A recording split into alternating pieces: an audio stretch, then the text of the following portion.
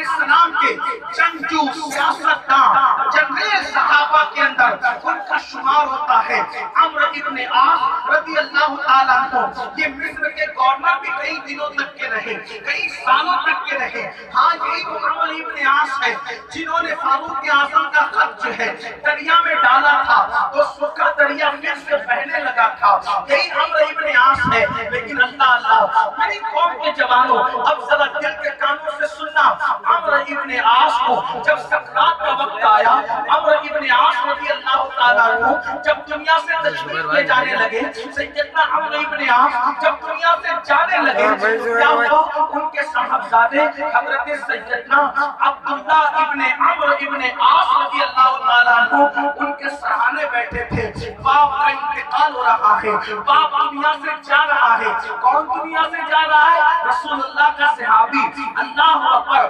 جامع مسجد کے پیچھے, جامع مسجد کے امام کے پیچھے نماز پڑھنے والا مقتدی نہیں بلکہ نبیوں کے امام کے پیچھے نماز پڑھنے والا مقتدی. اللہ اکبر. سورج کو غروب ہوتا دیکھ کر کے روزہ افطار کرنے والا روزے دار نہیں بلکہ چہرہ مصطفیٰ کو دیکھ کر روزہ افطار کرنے والا روزے دار. کیسے وہ لوگ تھے جنہوں نے نمازیں پڑھی حضور کے پیچھے, جنہوں نے حضور کے ساتھ سفر کیا, جنہوں نے میرے آقا کے ساتھ حج کیا, جنہوں نے حضور کے چہرے دیکھ کر روزے افطار کیے.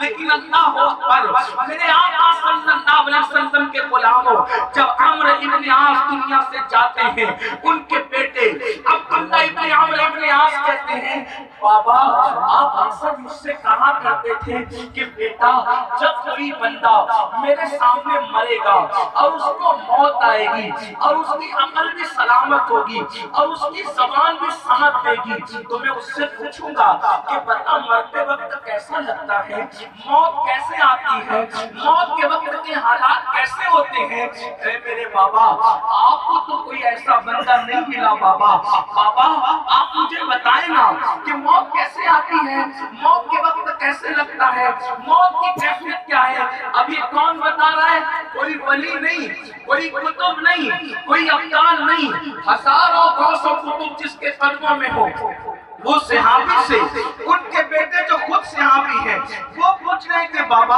موت کیسے آتی ہے, موت کی تکلیف کیا, آپ مجھے بتائیں. تو اب حضرت سیدنا عمرو ابن عاص بیان کرتے ہیں, ذرا سن لو میرے بھائیوں, میری بہنوں سن لو. اللہ اکبر. عمرو ابن عاص کہتے ہیں بیٹا موت کی تکلیف وہ ہے جو بیان کی نہیں جا سکتی. موت کے وقت کی تکلیف بیان کرنے والی نہیں ہے, یہ بیان سے باہر کی چیز ہے. اور عمرو ابن عاص کہتے ہیں میرے بیٹے جیسے زمین اور آسمان کے بیچ میں کوئی پیچھے, نیچے زمین اور اوپر آسمان اگر کسی پہ رکھ دیا جائے, آسمان کسی پہ رکھا جائے, اس کو کیسی تکلیف ہوگی؟ ایسی تکلیف موت کے وقت ہوتی ہے. جب موت آتی ہے تو ایسا لگتا ہے کہ جیسے پہاڑ انسان کے کندھوں پہ رکھ دیا گیا اور انسان ناک سے سانس نہیں لے رہا ہے. ایسا لگتا ہے جیسے انسان سوئی کے نیاٹے سے سانس لے رہا ہے. موت جب آتی ہے انسان کو تو ایسا لگتا ہے جیسے اس کے پیٹ کے اندر کسی نے ببول کا درخت اگا دیا اور اس کی ایک ایک نس میں کانٹے پھنس گئے اور نیچے سے کوئی ببول کے درخت کو کھینچے تو وہ کانٹے اس کی نسوں کو کیسے زخمی کریں گے اور کیسے چھلنی کریں گے. بیٹا موت کے وقت ایسے ہی لگتا ہے.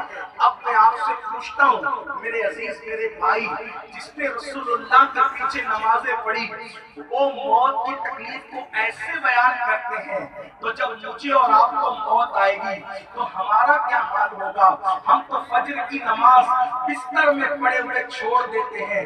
بتاؤ جلسے کے نام پہ ہزاروں لوگ جمع ہوتے ہیں, کیا فجر کی نماز میں بھی ایسے ہی ہزاروں لوگ جمع ہوتے ہیں؟ اللہ اکبر. مجھے بتاؤ تو صحیح, اگر یہ اعلان کر دیا جائے کہ فلاں مقام پر پہنچو, وہاں پر ہزار روپے تقسیم ہو رہے ہیں, تو وہاں کتنی بھیڑ ہوگی؟ 1000 روپے کے لیے راشن تقسیم ہو رہا ہے, ریلیف تقسیم ہو رہی ہے, تیل تقسیم ہو رہا ہے, حتیٰ کہ پانی بھی بٹ رہا ہو تو وہاں کتنی بھیڑ ہوتی ہے، اور روزانہ دن میں 5 مرتبہ حی علی الصلاۃ کہہ کر اللہ کا منادی ہمیں اللہ کے گھر کی طرف بلاتا ہے۔ ہم کتنی مرتبہ اللہ کی طرف جاتے ہیں، اللہ کے گھر کی طرف جاتے ہیں۔ سوچو جب نمازیوں کو ایسی موت آتی ہے کہ سوئی کے ناکے سے سانس لینے کی کیفیت ہوتی ہے تو بے نمازیوں کی موت کا عالم کیا ہوگا؟ اللہ اکبر۔ جب نیکوں کو ایسی موت آتی ہے تو وہ نوجوان جو جوانی کے نشے میں زنا کے اڈوں کو آباد کرتے ہیں، عورتوں پر پاپ کی نظر ڈالتے ہیں، جو چوری کرتے ہیں، جو ماں باپ کو گالیاں دے کر دھکے دے کر گھر سے باہر نکالتے ہیں، ان کو کیسی موت آئے گی؟ یہ تو صحابی کی موت کا ذکر میں نے کیا، آئیے ایک نبی کا تذکرہ سن لیں۔ اللہ اکبر۔ حضرت موسیٰ علیہ السلام جب دنیا سے تشریف لے گئے تو ان سے کسی نے پوچھا، اے موسیٰ تم نے موت کو کیسے پایا؟ یہ بات میں اپنی طرف سے نہیں کہہ رہا ہے، حدیث میں میرے آقا نے بیان کیا، کون موسیٰ جن کو طور پہ بلایا جاتا ہے، من جانب الطور الایمن وقربناہ نجیہ، جس کو طور پہ بلایا جاتا ہے، جس سے پیار کی باتیں کی جاتی ہے، جس پہ توریت نازل کی جاتی ہے۔ اللہ اکبر۔ کتنی کٹھن گھاٹی سے مجھے اور آپ کو گزرنا ہے، اور ہم کہے لگا رہے ہیں، ہم کہے لگا رہے ہیں، ہم ہنسی مذاق کر رہے ہیں، شادی کے موقع پہ ڈی جے بجا رہے ہیں، کانوں میں ایئر فون لگا کر گانے سن رہے ہیں۔ شیطان کے ہاتھوں پر پتلی بننے والوں، بہت جلد ایک وقت آئے گا جب موت اپنے شکنجے میں تمہیں بھی جکڑے گی اور ہمیں بھی جکڑے گی۔ نہ ماں مدد کرنے والی ہوگی، نہ باپ مدد کرنے والا ہوگا، نہ بھائی مدد کرنے والا ہوگا، کوئی مدد کرنے والا نہیں۔ اس کو رہے مائے تو آئے، وہ مدد کرے تو کرے، وہ پیار دے تو دے، ورنہ اللہ۔ موسیٰ کلیم اللہ سے کسی نے پوچھا موت کیسے پائی آپ نے؟ حضرت موسیٰ علیہ السلام کہتے زندہ چڑیا کو اگر آگ پر بھونا جائے،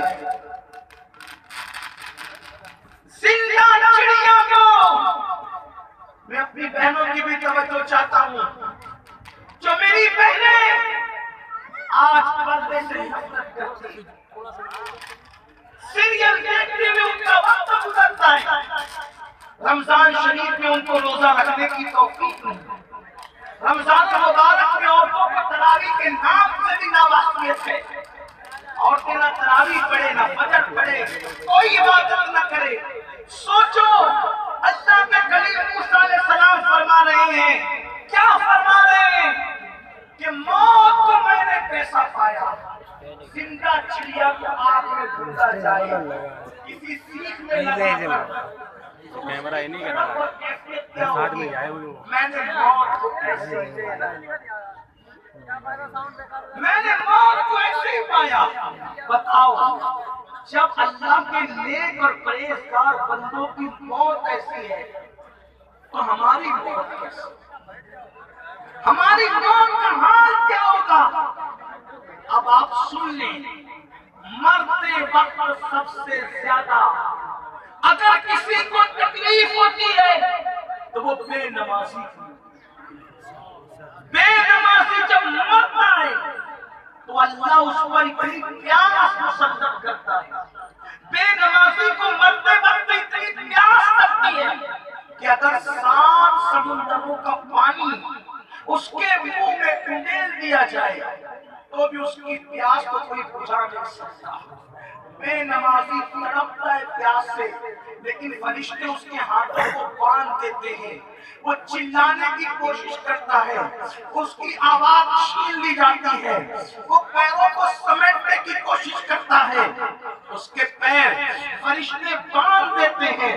ہاں یہ تکلیف ہے۔ آپ جانتے ہیں حدیث پاک میں آتا ہے قیامت کے دن ہزاروں سال کے بعد لوگ اپنی قبروں سے اٹھیں گے تو قبر سے اٹھنے کے بعد بھی ان کو موت کے وقت جو تکلیف ہوئی تھی اس کا درد وہ محسوس کریں گے، اس کی تکلیف کو محسوس کریں گے۔ یہ ہے موت کی تکلیف۔ اللہ اکبر۔ بتاؤ اس کے لیے ہم نے کچھ تیاری تیاری کی؟ بیٹے کی شادی کے لیے تو تیاری کر رہے ہیں، بیٹے کی شادی کے لیے تو تیاری کر رہے ہیں، ہم سب کے لیے تیاری کر رہے ہیں، کبھی اپنی موت کے لیے بھی تیاری کی؟ آپ مجھے بتاؤ، بیٹے کی شادی ہم دیکھیں گے، اس کی کوئی گارنٹی ہے؟ بیٹے کی شادی دیکھیں گے، اس کی کوئی گارنٹی ہے؟ پوتا پوتی کی شادی دیکھیں گے، اس کی کوئی گارنٹی ہے؟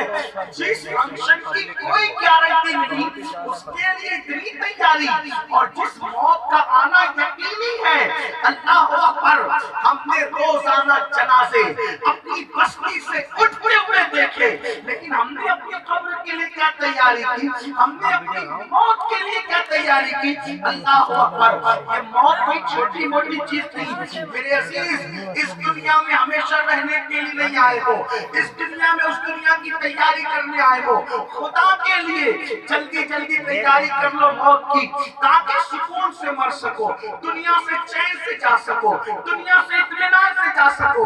اور یہ موت کی تکلیف کوئی چھوٹی موٹی نہ تھی، لیکن جب مر کے قبر میں جاتے وَفِيهَا نُعِيدُكُمْ، اسی مٹی میں تمہیں ملایا جائے گا۔ ہمیں تو تکیے کے بغیر نیند نہیں آتی، نرم گدوں کے بغیر بھی ہمیں نیند نہیں آتی، مجھے بھی نہیں آتی، آپ کو بھی نہیں آتی۔ ہم لوگ تو دنیا کے اس قدر دل ڈالے ہوئے، ایک دن اگر پیٹ کے نیچے تکیہ نہ ہو تو اچھی نیند نہیں آتی۔ لیکن وہ قبر کا کبھی سوچا؟ میرا جوان نرم نرم گدوں پہ لیٹ کر راتوں میں کیا کیا دیکھتا ہے تو اپنی جوانی پہ رحم کر۔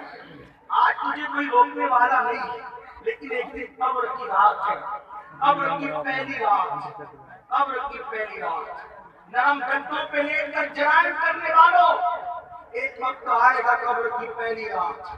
قبر کی پہلی رات بڑی بھیانک ہے، جب قبر میں ڈالا جاتا ہے، قبر میں انجام کیا ہے؟ حدیث پاک میں آتا ہے، اللہ میرے نبی پر بے شمار درود نازل کرے، میرے آقا نے پہلے بیان کر دیا کہ قبر میں کیا کیا ہوتا ہے، تاکہ ہم ہوشیار ہو جائیں، ہم اٹینشن ہو جائیں، ہم اپنے آپ کو تیار کر لیں۔ جب قبر میں ڈالا جاتا ہے، سوچو تو صحیح مردے کی بے بسی کتنی ہے، سارے رشتہ دار منہ پہ مٹی ڈال کر کے چھوڑ چھوڑ کے جا رہے ہوتے ہیں، یہی ہے نا؟ ہاں ہاں، جن کے لیے پوری پوری رات کرسیوں پہ بیٹھ کے گزاری تھی۔ ہاں میرے بھائی، آج کل لوگ کہتے ہیں میں کل چھٹی لینے والا ہوں، میرے بھائی تو کل کیوں چھٹی لے رہا ہے؟ کہا دوست کی شادی میں جانا ہے۔ جس دوست کی شادی میں جانے کے لیے تو کاروبار بند کر کے گیا تھا، وہ دوست بولو قبر میں آئے گا، وہ تو مٹی منہ پر ڈال کر کے رشتہ توڑ کے واپس جائے گا۔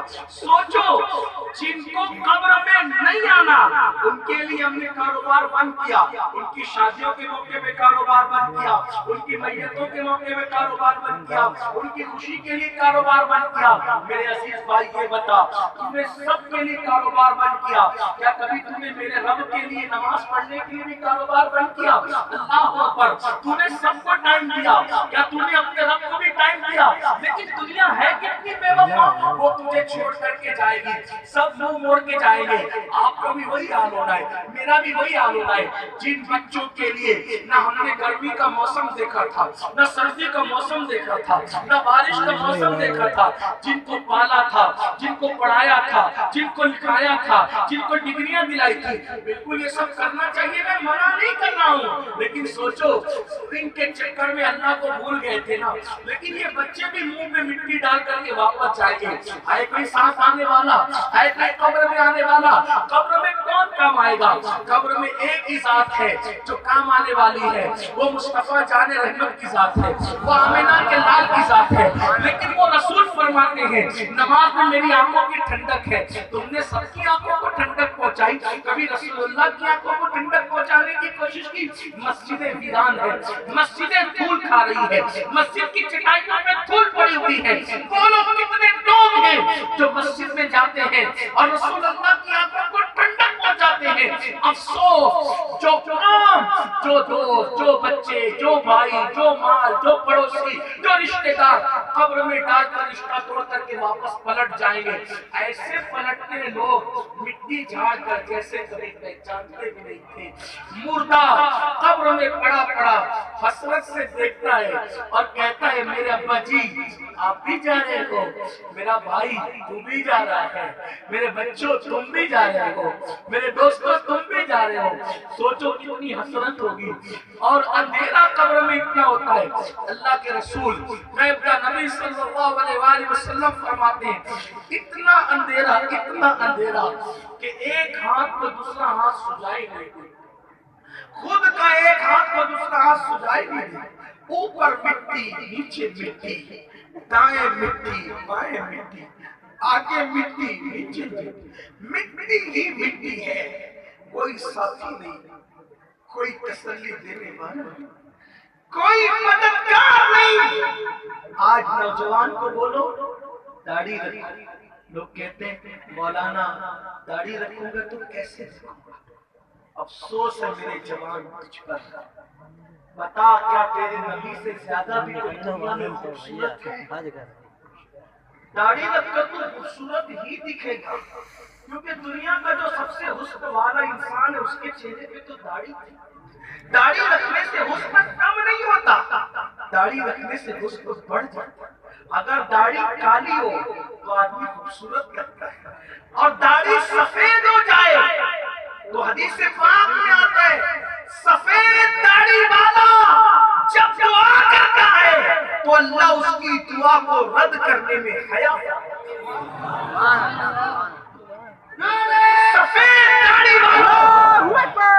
سفید داڑھی والوں کی دعا کو اللہ رد نہیں کرتا. اللہ ان کی دعا کو رد کرنے میں حیا فرماتا ہے. کالی ہے تو خوبصورت, سفید ہے تو اللہ بھی اس کا خیال فرماتا ہے. اللہ کی رحمتیں اس کا احترام کرتی ہے, اللہ کی رحمتیں اس کی تعظیم کرتی ہے. سوچو تو صحیح, یہ داڑھی کی شان ہے, لیکن سنو اور اچھی طرح سنو. داڑھی مڈاتے رہے, داڑھی کٹاتے رہے اور مر گئے. کفن میں بغیر داڑھی کے, کیونکہ جب بھی مولانا نے کہا داڑھی رکھو, کل کبھی نہیں. تقریر میں سنا نماز پڑھو, کل پڑھے گا. کل کسی کی زندگی نہیں, کل کسی کی زندگی. آج ابھی اسی وقت کی بات کرو. ہاں اے اس دینی محفل میں آنے والوں, کل سے نماز شروع کرنے کی بات نہیں کرنا. آج یہ جلسہ ختم ہونے کے بعد جس نے عشاء نہیں پڑھی وہ سب سے پہلا کام یہ کرے کہ جا کے عشاء پڑھے. کیوں؟ کیونکہ اللہ کے رسول صلی اللہ علیہ وسلم نے فرمایا جس نے جان بوجھ کر نماز چھوڑ دی میں محمد اس سے بیزاری کا اعلان کرتا ہوں. آقا فرماتے میں اس سے بیزار ہوں, قیامت کے دن اس کے ساتھ میرا کوئی وعدہ نہیں ہے. بے نمازی کو کہیں ٹھکانا نہیں. اگر یہ سوچتے ہو نا کہ نماز چھوڑو گے پھر بھی میں قادری ہوں, غوث پاک کے سلسلے میں مرید ہوں, غوث پاک جنت میں لے جائیں گے, بتاتی ہوں صاحب البرکات کا مرید ہوں, مجھے لے جائیں گے صاحب البرکات جنت میں. مداری ہوں, مدار پاک کا مرید ہوں, وہ مجھے لے جائیں گے جنت میں. چشتی ہوں, غریب نواز کا مرید ہوں. یاد رکھنا یہ سارے خیالی پلاؤ پکاتے رہو. میرے آقا نے فرمایا من ترک الصلاۃ متعمدا فقد کفر, جس نے جان بوجھ کے نماز چھوڑ دی اس نے کفر کیا. آپ سے پوچھنا چاہتا ہوں رسول اللہ جب بے نمازی سے بیزاری کا اعلان کر رہے ہیں ہے کسی میں جرأت جس سے حضور بیزار ہو, جس سے حضور بیزار ہو اور حضور علیہ السلام کے غلام اس کا ہاتھ پکڑ دے بولو ہو سکتا ہے. میں ایک مثال کے ذریعے پوچھنا چاہتا ہوں, ملانے کے لیے صرف سمجھانے کے لیے کہنا چاہتا ہوں, جس کو گھر کے مالک نے گھر سے باہر نکال دیا کیا اس مالک کے غلام میں جرأت ہوگی کہ نکالے ہوئے کا ہاتھ پکڑ کے گھر میں لائے؟ بولو کوئی لا سکتا ہے؟ غوث پاک کون ہے؟ رسول اللہ کے غلام ہے. غریب نواز کون ہے؟ رسول اللہ کے غلام ہے. مدار پاک کون ہے؟ رسول اللہ کے غلام ہے. صاحب البرکات کون ہے؟ رسول اللہ کے غلام ہے. ارے صدیق, فاروق, عثمان و علی, امام حسن, امام حسین, یہ سب میرے نبی کے غلام ہیں. حضور کے شہزادے مگر غلام ہیں. اب مجھے بتانا مسجدوں کو ویران کرنے والوں اور تاش کے پتے کھیلنے والوں, مسجدوں کو ویران کرنے والوں, موبائل پر گیم کھیلنے والوں, مسجدوں کو ویران کرنے والوں, جوا کھیلنے والوں, مجھے بتاؤ رسول اللہ جس کے لیے کہہ دے کہ بے نمازیوں سے میں بیزار ہوں تو غوث پاک اس کا ہاتھ پکڑ سکتے ہیں، غریب نواز اس کا ہاتھ پکڑ سکتے ہیں۔ میں تمہارے پیر پکڑ کر تم سے منت کرتا ہوں، اگر اپنی آخرت کو بچانا چاہتے ہو تو آج سچی توبہ کر کے رہت کرو کہ انشاءاللہ خوشی ہو یا غم ہو، موسم کوئی بھی ہو، ہم کبھی نماز کو فرض نہیں کریں گے۔ اللہ اکبر، میرے آقا اسلام کے پیارے دیوانوں، اللہ اکبر۔ تو جب قبر میں رکھا جاتا ہے، قبر میں رکھا ہے، قبر میں بھائی گیا، باپ گیا، چچا گیا، آیا گیا، امام گیا، وہ لوگ سب جاتے ہیں کہ نہیں جاتے؟ مردہ حسرت سے دیکھتا ہے، سب جائے۔ اب اس کو ایک ہی سہارا ہے، اس کو کون سا سہارا ہے؟ ایک ہی سہارا، آخری سہارا، آخری ایک سہارا اور آخری سہارا وہ کیا ہے؟ جب قبر میں اندھیرا ہے، تاریکی ہے، سب نے دھوکہ دیا، سب نے ساتھ چھوڑ دیا، سب منو مٹی کے نیچے دبا کر چل دیے، تو گویا مردہ کہتا ہے بھیا آپ بھی چاہیں، ابو آپ بھی، بچوں آپ بھی، فلاں آپ بھی، فلاں آپ بھی، فلاں آپ بھی، تو گویا کی آواز آتی ہے میرے غلام مت گھبرا، اگر سب جا رہے ہیں تجھے چھوڑ کے تو میں آ رہا ہوں تجھے بچانے کے لیے۔ کون آتا ہے اور کون آ سکتا ہے؟ تو میرے امام کہتے ہیں قبر میں لہرائیں گے تا حشر چشم نور کے، جلوہ فرما ہوگی جب طلعت رسول اللہ۔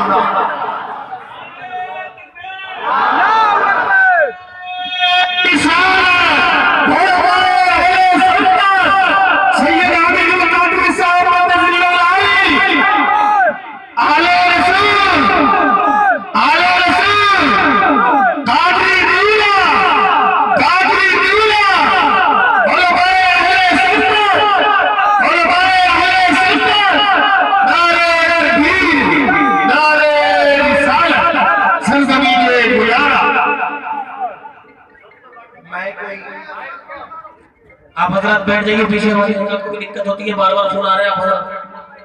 میں کوئی گھمنڈ یا تکبر کی بنیاد پر آپ کا نذرانہ لینے سے منع نہیں کر رہا ہوں، لیکن نذرانے سے زیادہ قیمتی ہے کہ آپ میری بات سنیں۔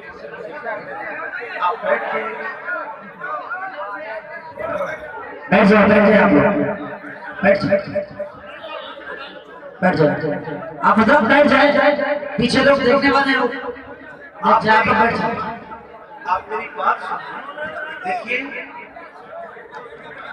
اگر یہی حال ہوا تو بات کیسے ہوگی؟ آپ ایک بار درشی پڑھ میری بات سنیں۔ اللہم صلی علی سیدنا و مولانا محمد وعلى الجود والکرم وآلہ وآصحابہ وبارک وسلم، صلاۃ و سلام علیک یا رسول اللہ۔ دیکھیے اگر تحفے میں کوئی سڑی ہوئی کھجور بھی دے تو اس کو منع نہیں کرنا چاہیے۔ میں آپ کا تحفہ گھمنڈ کی وجہ سے منع نہیں کر رہا، آپ آتے ہیں نا تو میری توجہ بڑھتی ہے، تو آپ کے تحفے سے زیادہ قیمتی ہے کہ آپ رسول اللہ کا تحفہ مجھ سے لے لیں، حضور کی باتیں لے لیں، آپ کو سن لیں۔ کون آ رہا ہے قبر میں؟ قبر میں کون آ رہا ہے؟ امام فرماتے ہیں قبر میں لہرائیں گے تا حشر چشم نور کے، جلوہ فرما ہوگی جب طلعت رسول اللہ کی۔ اب یہاں پہنچ کر ہم تو خوش ہوئے، یہاں پہنچ کر ہاں دیکھو ہماری قبر میں حضور آ گئے، ہماری قبر میں حضور آ گئے، ہماری قبر میں حضور آ گئے۔ لیکن میرے جوانوں، جو سچے لوگ ہیں ان کو حضور کے آنے کی خوشی تو ہے، لیکن حضور کے آنے کی خوشی سے زیادہ ان کو ایک ٹینشن ہے، ان کو ایک ٹینشن ہے۔ ان کو کیا ٹینشن ہے؟ انہیں ٹینشن کیا ہے؟ حضور کے قبر میں آنے پر جتنی خوشی ہے اس سے زیادہ ٹینشن ہے۔ ٹینشن کیا ہے؟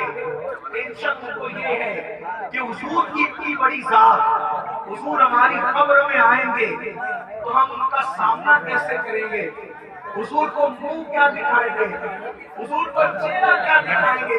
اللہ اکبر، ہم جب یہ سنتے ہیں ہمارے مقرروں سے، سچ بھی ہے، حق بھی ہے کہ قبر میں حضور آئیں گے، اس کا کوئی انکار نہیں، بے شک حضور آئیں گے، لیکن تھوڑا تصور کرنا میرے بھائی، اگر ایک بیٹا برا کام کرے اور برا کام کر کے آئے تو کیا وہ اپنے باپ کا سامنا کر سکتا ہے؟ ایک بیٹا اگر کسی لڑکی کے ساتھ بدکاری کر کے آئے تو کیا وہ سر اٹھا کر اپنی ماں کا سامنا کر سکتا ہے؟ ایک مرید اگر جرم کر کے آئے تو کیا وہ اپنے پیر کا سامنا کر سکتا ہے؟ اب آپ مجھے بتائیں، آپ یہ سن کر نعرے تو لگاتے ہیں، لگانا بھی چاہیے کہ قبر میں حضور آئیں گے، لیکن سوچو نا، تھوڑی دیر تصور کرو نا، میرے آقا آئیں گے تو ہم حضور کو منہ کیا دکھائیں گے؟ آقا کو یہ گنہگار منہ کیا دکھائیں گے؟ یہی منہ جو داڑیاں مڈا کر گٹروں میں پھینکا جا کرتا تھا، یہی منہ اللہ اکبر جو راتوں کو زنا کے مناظر فلموں میں دیکھا کرتا تھا، یہی منہ حضور کو دکھائیں گے، یہی منہ حضور کو دکھائیں گے کہ اللہ اکبر فلموں کے اندر گندی پکچریں دیکھا کرتے تھے، بتاؤ کیا یہی منہ حضور کو دکھائیں گے؟ میرے بھائی، میرا منہ کیا دکھانے کے قابل ہے اور آپ کا منہ کیا دکھانے کے قابل ہے؟ میں آپ کو ایک واقعہ پیش کرتا ہوں، ایک بات پیش کرتا ہوں۔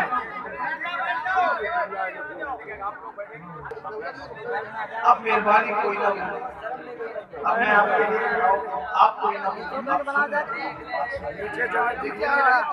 ایک بار پھر تشریف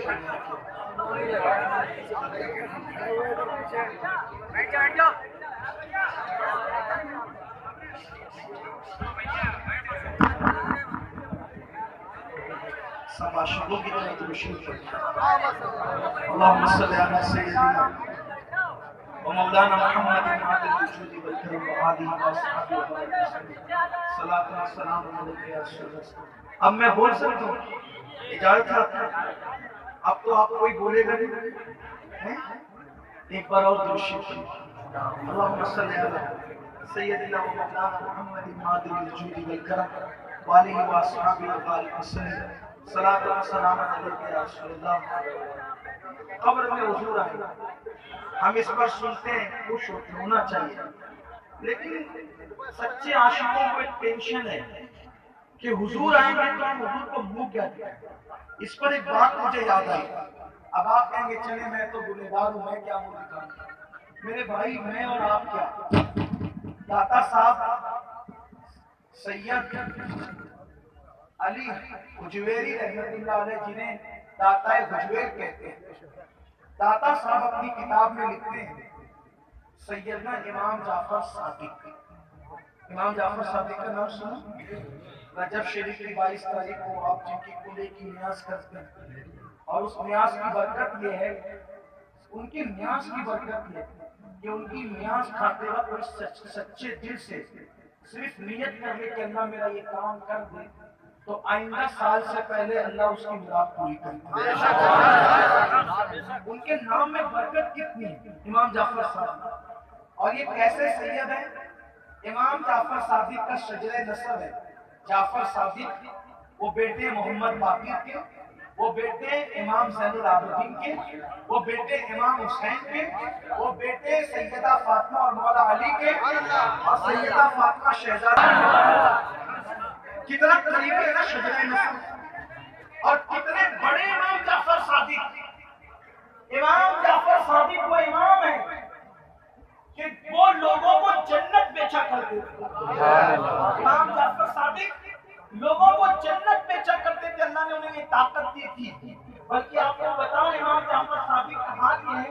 ایک بار ان کا ایک پڑوسی آیا، کہنے لگا امام میں گھر بیچنا چاہتا ہوں، میں گھر بیچنا چاہتا ہوں، آپ خریدو گے؟ امام جعفر صادق نے میں خریدیں گے، کہا کہ کیا قیمت دو گے؟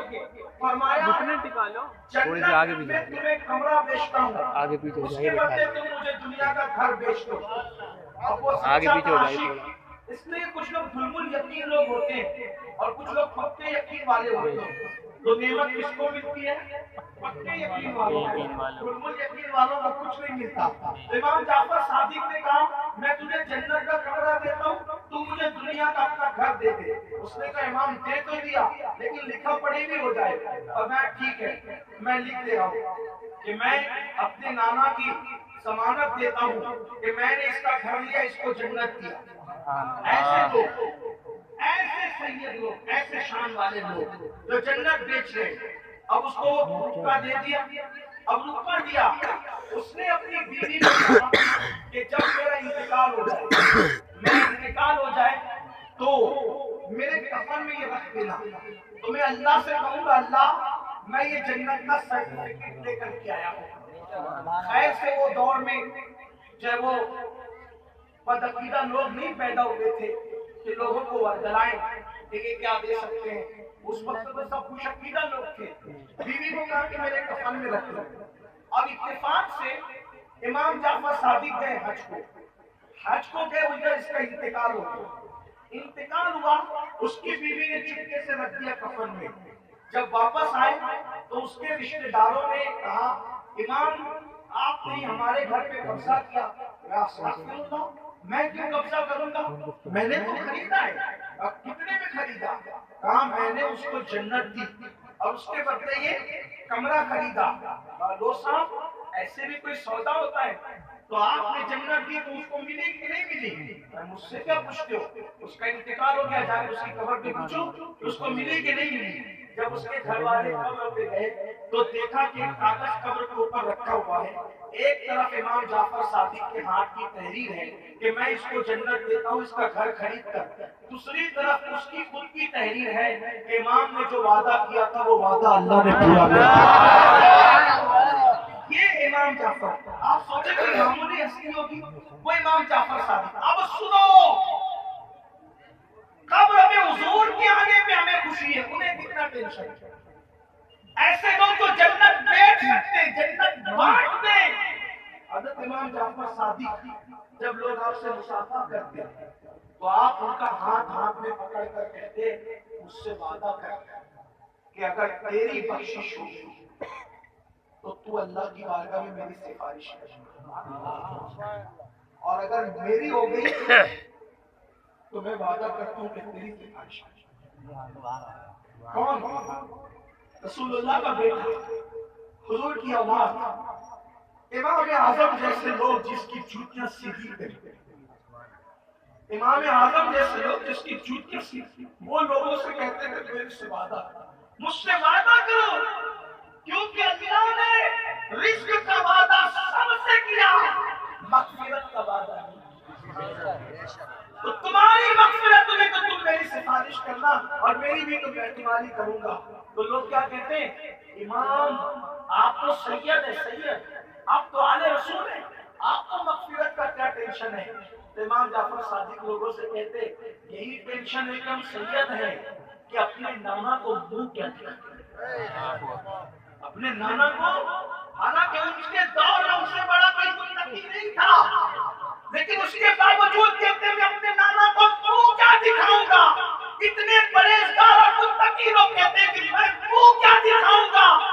اور ہمارا حال یہ کہ قبر میں تو حضور آئیں گے تو ہم یہ کریں گے وہ کریں گے، منہ کیا دکھاؤں گا۔ مجھے میری جماعت کے، ہماری جماعت کے ایک بہت بڑے بزرگ نے کہا کہ حضور مفتی اعظم رحمۃ اللہ تعالیٰ علیہ، مفتی اعظم کو کون نہیں جانتا، قطب عالم، اپنے دور کے عظیم متقی اعظم، حضور تاج الشریعہ کا ایک شعر ان کی شان میں ہے، متقی بن کر دکھائے اس زمانے میں کوئی ایک میرے مفتی اعظم کا تقویٰ چھوڑ کر، سبحان اللہ، ایسا تھا۔ لیکن میری جماعت کے ایک بہت بڑے بزرگ نے مجھے بتایا ایک نجی محفل میں کہ حضور مفتی اعظم کو کسی نے کہا کہ حضور سرکار کی سنہری جالیاں کتنی خوبصورت ہے نا، آقا کی سنہری جالیاں کتنی حسین ہے نا، تو حضور مفتی اعظم نے کہا ہاں میں نے بھی سنا ہے کہ حضور کی جالیاں بہت خوبصورت ہے۔ تو سوال کرنے والے نے کہا حضرت آپ تو 2 مرتبہ مدینہ شریف گئے، آپ تو 2 مرتبہ مدینہ شریف گئے اور کئی دن تک آپ نے قیام کیا، کئی ہفتوں تک آپ نے قیام کیا، اور آپ کہتے ہیں کہ میں نے بھی سنا ہے کہ حضور کی جالیاں بہت خوبصورت ہے، تو مفتی اعظم فرماتے ہیں ہاں میں مدینے تو گیا تھا لیکن سنہری جالیوں کے سامنے میری جانے کی ہمت نہیں ہوئی کہ میں حضور کو منہ کیا دکھاؤں گا، حضور کو منہ کیا دکھاؤں گا۔ سوچو جو سنہری جالیوں کے پاس منہ دکھانے کی ہمت نہ کرے، ایسے متقی لوگ ہم جیسے پاپی قبر میں حضور کو کیا منہ دکھائیں گے، داڑھی مڈا کے حضور کو منہ کیا دکھائیں گے، نمازیں چھوڑ کے حضور کو منہ کیا دکھائیں گے، جھوٹ بولتے حضور کو منہ کیا دکھائیں گے، کھڑے کھڑے پیشاب پیتے حضور کو منہ کیا دکھائیں گے، شراب پیتے حضور کو منہ کیا دکھائیں گے۔ اللہ اکبر۔ حضرت پیر رشید الدین رشید کا یہ شعر مجھے بہت پسند ہے، وہ کہتے ہیں شرم اسیاں سے نہیں سامنے جایا جاتا، شرم اسیاں سے نہیں سامنے جایا جاتا، یہ بھی کیا کم ہے تیرے شہر میں آئے ہوئے۔ ڈاکٹر اقبال سے کسی نے کہا تھا اقبال تم جرمنی اور برطانیہ تک کے دورے کرتے ہو، مدینے کیوں نہیں جاتے؟ اقبال نے کہا تھا جا سکتا ہوں، دولت بھی ہے، پیسے بھی ہے، وسائل بھی ہے، جا سکتا ہوں لیکن ہمت نہیں ہوتی کہ میں اپنے نبی کو منہ کیا دکھاؤں گا۔ کیوں؟ جگر مراد آبادی کہتے ہیں نازک ہے بہت غیرت سلطان مدینہ، آقا قبر میں آئے، کب آئے؟ جب سب چھوڑ کے چلے گئے، آئے اور اللہ نے کہے اللہ وہ دن کسی دشمن کو نہ دکھائے، میں دعا کرتا ہوں اللہ کسی دشمن کو وہ دن نہ دکھائے۔ حضور قبر میں آئے، سامنا ہوا اور آقا نے چہرہ دیکھا، اچھا تو ہے؟ اذان ہوتی تھی تو گیم کھیلتے، حجام کی کرسی میں بیٹھ کے داڑیاں مڈا کے گٹر میں پھینکتا تھا، چوری کرتا تھا، زنا کرتا تھا، حرام کام کرتا تھا اور حضور ناراض ہوتا تھا۔ اللہ نہ کرے حضور ناراض ہو کر قبر سے واپس چلے جائیں، کس کو آواز ٹوکے، کس کو مدد کے لیے پکارو گے؟ اللہ ناراض ہو جائے حضور کے وسیلے سے خدا کو منا سکتے ہیں، لیکن حضور ناراض ہو کے جائیں تو کہاں جائیں؟ کس کو پکارو گے؟ آج لے ان کی پناہ، آج مدد مانگ ان سے، پھر نہ مانیں گے قیامت میں اگر مان گے۔ آج حضور کی رضا کی فکر کرو، گھر کا پورا ماحول کافروں کی طرح بنا لیا، یہود و نصارہ کی طرح بنا لیا، ناپاک پھر رہے ہیں۔ حدیث پاک کا مفہوم ہے کہ جو ناپاک رہے گا جب اس کو موت آئے گی تو مرتے وقت اس کا ایمان چھین لیا جائے۔ اذان ہوتی ہے، اذان کا جواب نہیں دیتے، اذان ہوتی ہے بات چیت پہ لگے رہتے ہیں۔ حدیث پاک کا مفہوم ہے جو اذان کو سنے اور چپ نہ رہے، دنیا کی باتیں کرے، اذان کا جواب نہ دے، ڈر ہے جب مرے گا تو وہ کافر ہو کے مرے گا۔ اپنے ایمان کی خیر مناؤ، اس دنیا میں رنگریلیاں کرنے نہیں آئے، اس دنیا میں پاپ کرنے نہیں آئے، اس دنیا میں لوگوں کی غیبتیں کرنے نہیں آئے، اس دنیا میں نفرتوں کا ماحول برپا کرنے نہیں آئے، اس دنیا میں چغلی کرنے نہیں آئے، اس دنیا میں عیش کرنے نہیں آئے، اس دنیا میں آخرت کی تیاری کرنے آئے ہیں۔ خدا کے لیے اپنے ہاتھ پہ رحم کرو۔ تو عرض یہ کر رہا تھا، اب بات کو سمیٹتا ہوں، یہ ٹکڑا اتنا لمبا ہے کہ جتنی باتیں کریں کم ہے، لیکن بات کو سمیٹتا ہوں۔ جب قبر میں جاتے ہیں، قبر میں بے نمازی کو چاروں طرف سے قبر دباتی ہے، چاروں طرف سے قبر بے نمازی کو دباتی ہے، اور اللہ کے رسول نے فرمایا، یہ میں نہیں کہہ رہا، میری کیا اوقات کہ میں قبر کے حالات بیان کروں۔ آقا فرماتے ہیں جب بے نمازی کو قبر دباتی ہے تو اس کی دونوں طرف کی پسلیاں ایک دوسرے میں ایسے گھس جاتی ہیں، ایسے گھستی ہیں۔ یہ آقا نے اپنی پیاری خوبصورت انگلیوں کا اشارہ کر کے بتایا۔ میری گنہگار انگلیاں اس قابل نہیں کہ وہ اشارہ بتا سکے، لیکن سمجھانے کے لیے فرمایا ایسے پسلیاں ایک دوسرے میں مل جاتی ہیں۔ آج ہماری بہنوں کو بھی ہم کہتے ہیں نماز پڑھو، کہتے ہیں مولانا میرے چھوٹے چھوٹے بچے، میں کہاں سے ٹائم نکالوں نماز کے لیے؟ میں کہتا ہوں میری بہن تیرے 2-4 بچے ہوں گے۔ سیدہ فاطمہ کی صرف 21 سال کی عمر میں اللہ نے ان کو 5 بچے دیے تھے، ان کے 5 شہزادے شہزادیاں، 3 بیٹے 2 بیٹیاں تھیں، لیکن ایک فرض تو فرض ہے، سیدہ فاطمہ جب نفل کی نماز شروع کرتی، نفل نماز شروع کرتی تو ایک ہی سجدے میں پوری رات گزارتی۔ آج عورتوں کو بھی یہ شوق ہو گیا، کانوں میں ایئر فون لگا رہی ہے، روٹی پکا رہی ہے، کانوں میں ایئر فون لگا رہی، گانے سن رہی، کپڑے ہنسنے کی بات نہیں، اپنی جہنم تیار کر دے اگر ایسا کر رہے ہو تو۔ اور سیدہ فاطمہ کیا کرتی، چکی چلا رہی تو تلاوت کرتی، سبحان اللہ سبحان اللہ۔ چکی چلاتے ہوئے تلاوت کر رہی، کھانا پکاتے ہوئے تلاوت کر رہی، بچوں کے کپڑے دھل رہی تو تلاوت کر رہی ہے، بچوں کو لوریاں دے رہی تو تلاوت کر رہی ہے۔ گویا کہ اللہ کی عبادت عبادت عبادت، انہوں نے دنیا کی حقیقت کو سمجھا تھا، ہم اس کے چکر میں پھنستے ہیں۔ قبر میں یہ ہوتا ہے، پسلیاں ٹوٹ جاتی ہیں، اور میرے آقا فرماتے ہیں بے نمازی پر 99 سانپ مسلط کیے جاتے ہیں۔ کتنے سانپ؟ 99، 90 پر 9، 99 سانپ مسلط، اور اس میں ایک سانپ اتنا طاقت والا ہے، یہ کہانی قصہ نہیں، حضور کی حدیث ہے، ایک سانپ اتنی طاقت والا ہے کہ اگر وہ پہاڑ پہ ڈنک مارے تو پہاڑ ریزہ ریزہ ہو جائے۔ ایک سانپ اتنی طاقت والا ہے، اگر وہ پھنکار دے تو اس کی گرمی سے سارے انسان مر جائیں۔ ایسے طاقتور 99 سانپ اس بے نمازی کی قبر میں مسلط کیے جاتے ہیں۔ فجر نہیں پڑا تھا تو ظہر تک ڈستے رہیں گے، ظہر نہیں پڑا تھا تو عصر تک ڈستے رہیں گے، عصر نہیں پڑا تھا تو مغرب تک ڈستے رہیں گے، مغرب نہیں پڑا تھا تو عشاء تک ڈستے رہیں گے، عشاء نہیں پڑا تھا تو فجر تک ڈستے رہیں گے۔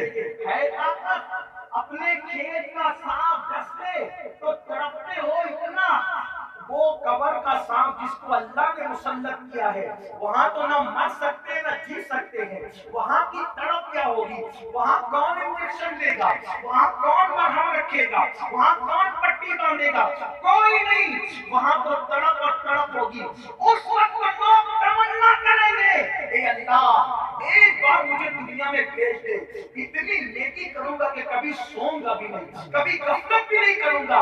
ندا ہے کہ بندے جب میں نے تجھے زندگی دی تھی تو تو نے دنیا کی محبت کو اس کو گنوا دیا، اس لیے ایک ایک لمحے کی قدر کرو۔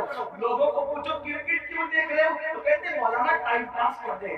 ٹائم پاس، اتنا ٹائم آ گیا آپ کے پاس، کیا آپ ٹائم پاس کرتے ہو؟ ارے نادان، یہاں تو ایک ایک لمحہ کام ہے آخرت کے لیے، ایک ایک لمحہ کام ہے نیکی اکٹھا کرنے کے لیے، ایک ایک لمحہ کام ہے ثواب اکٹھا کرنے کے لیے۔ اور وہ میرے جوان اگر یہ سوچتے ہو کہ یار یہ تو مولویوں کی باتیں، میرے بھائی یاد رکھنا کوئی مولویوں کی باتیں نہیں ہے، یہ تو مولا مصطفیٰ جار رحمت کی باتیں ہیں۔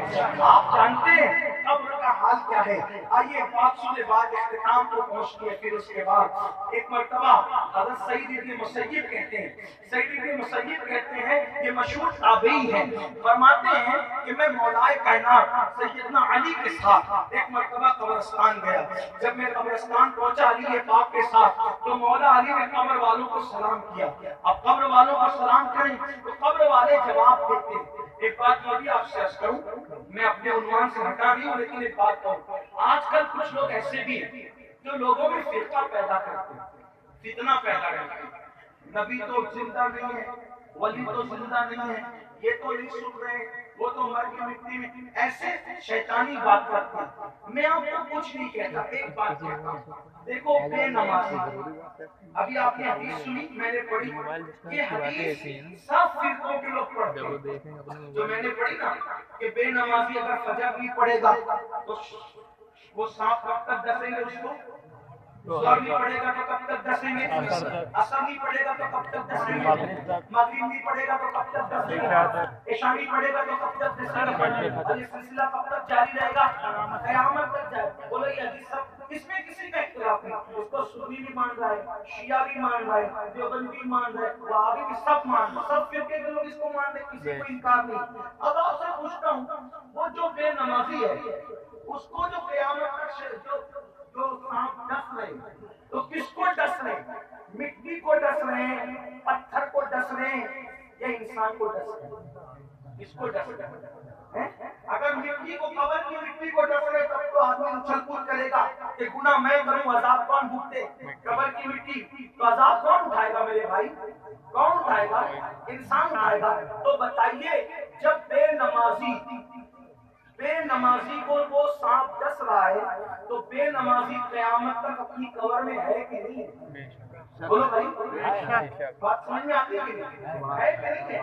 اچھا قبر میں زندہ ہے کہ مردہ ہے؟ زندہ ہے تبھی تو تکلیف ہو رہی ہے. اگر مردہ ہوتا تو تکلیف کیوں ہوتی؟ تو جب آپ کو نظر آئے تو بھی ہے اور نظر نہیں آئے تو بھی ہے. تو ارے نادان جب بے نمازی قیامت تک اپنی قبر میں زندہ ہے عذاب اٹھانے کے لیے وہ عشاء کے وضو سے جس نے 40 سال تک فجر کی نماز پڑھی وہ میرا دوست قبر میں زندہ کیوں نہیں ہو؟ سبحان اللہ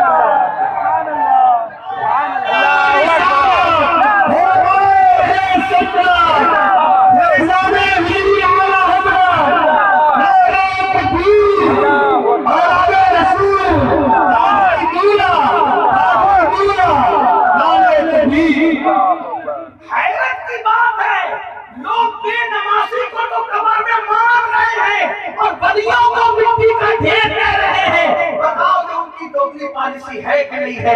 لیکن ہم سنی ایمان والے بے نمازیوں کو بھی زندہ مانتے ہیں اور اللہ کے ولیوں کو بھی زندہ مانتے ہیں. فرق یہ ہے گنہگار عذاب اٹھا رہا ہے نیکوکار جنت کی نعمتوں سے لطف اٹھا رہے ہیں. یہ بات ہے.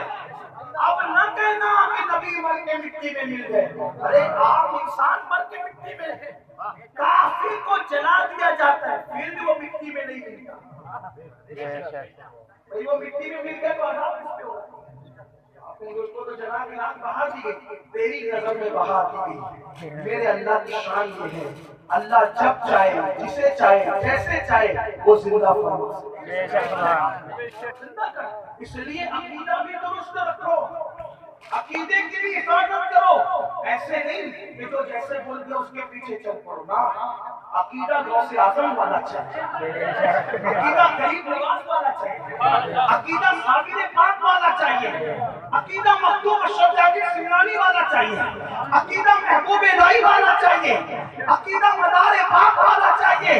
عقیدہ وارث دیوا والا چاہیے. اور یہ سارے عقیدوں کو 14ویں صدی میں جس نے بیان کیا وہ عقیدہ امام احمد رضا کا عقیدہ ہے. اور وہ عقیدہ ہے تو زندہ ہے بندہ تو زندہ ہے بندہ میرے جسم عالم سے چھپ جانے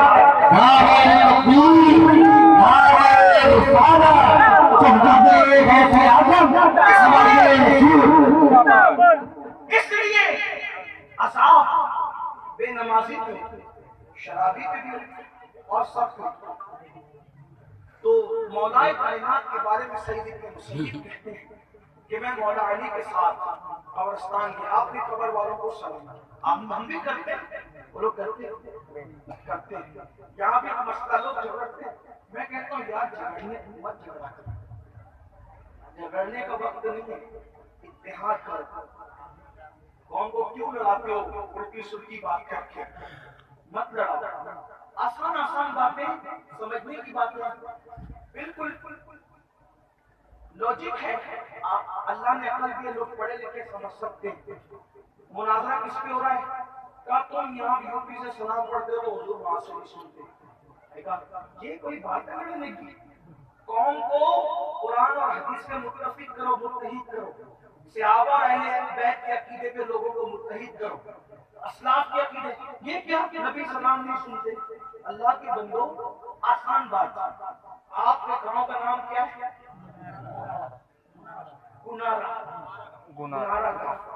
گنارا جلال آباد یوپی لکھنؤ کچھ بھی آپ لے لیں. کتنا بڑا قبرستان ہے آپ کا؟ 2 بیگھہ 4 بیگھہ پر جتنا بھی ہے. ٹھیک ہے. اب آپ گیٹ پہ کھڑے ہوتے ہیں اور گیٹ پہ کھڑے ہو کر آپ کہتے ہیں السلام علیکم یا اہل القبور. مائک لگا دیا؟ نہیں بولو بھائی نہیں لگا. اور یہ مائک کیوں لگایا؟ آواز دور تک جائے ان تک پہنچانے کے. وہ مردوں کو سلام کرنے کے لیے مائک نہیں لگاتے. اور زندوں کو بات کرنے کے لیے اتنی دور پہ کھڑے ہیں، یہ مائک لگایا کیوں؟ زندوں تک آواز نہیں پہنچتی بغیر مائک کے، اور مردوں تک اگر نہیں پہنچتی تو سلام کس کو کرتے ہیں؟ اور یہ سلام کسی مولوی کا ایجاد کیا ہوا کہ رسول اللہ کا ہے؟ اس میں السلام علیکم یا اہل القبور، سب مطلب کے لوگ، سب میں جو سب مطلب کے لوگ بات کرتے وہ بات کر رہا ہوں، لیکن بولتے سمجھتے نہیں ہیں۔ علامہ نظامی کہتے تھے یہ بولتے ہیں مگر سمجھتے نہیں ہیں۔ کیوں نہیں سمجھتے؟ اب آپ دروازے میں کھڑے ہو سلام نہیں کرتے، چلا کے کرتے ہو کہ دل میں کرتے ہو؟ بولو بھائی، بولو بھائی، اب یہاں میں نے سلام کیا، کونے میں ایک دم کونے میں ایک شرابی کی قبر ہے، بولو وہ سلام سن رہا ہے کہ نہیں سن رہا؟ اگر آپ کا عقیدہ اور کوئی بولنا بھائی ایسی زبردستی نہیں کرنا، ہاں میں یہ نہیں کہوں گا کہ جب تک نہیں بولو گے میں آگے نہیں بڑھوں گا، آپ بولے تو بھی آگے بڑھوں گا، نہیں بولے تو بھی آگے، اس لیے کہ میں آپ کا جو عقیدہ وہ بول دوں، بولو وہ شرابی سن رہا ہے کہ نہیں سن رہا؟